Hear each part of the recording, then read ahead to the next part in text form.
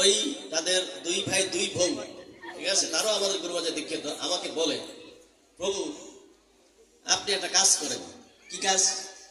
আমাদের এই দুই প্রভুকে আপনি সাথে নিয়ে যান, ঠিক আছে, এদের হয়ে গেছে, আর লাগবে না, বহু সংসার করছে, ঠিক আছে। আমি বলছি তাই, দেখো আবার তোমরা আবার চিৎকার চেঁচামেচি করবে না তো? না না বাবু, আপনি আজকে নিয়ে যান।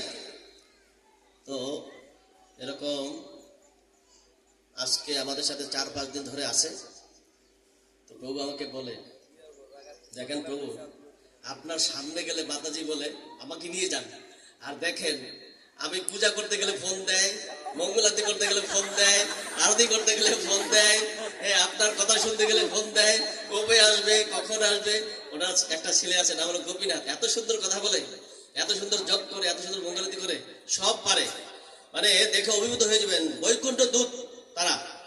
তো দেখেন, ওই যে মাতাজি বলেন নিয়ে যান, ঠিক আছে, এই ভাষা অনেক ভালো লাগে না, ঠিক আছে।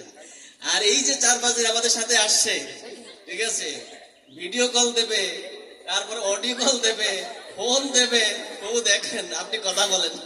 তো এটা হলো, এটা বলার উদ্দেশ্য হলো যে যতই আমরা মাতাজিরা প্রভুরা বলি তোমার চেহারা আর দেখবো না, তোমার সাথে কথা বলবো না, কিন্তু সেটা আর সহজে হয়ে ওঠে না, হয়ে উঠবে না।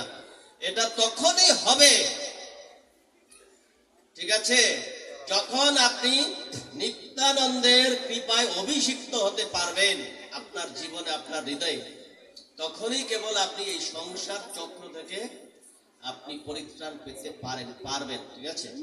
তো এটা যে যারা এই সংসারে যুক্ত আছেন বা সংসার করছেন, এই সাবজেক্টের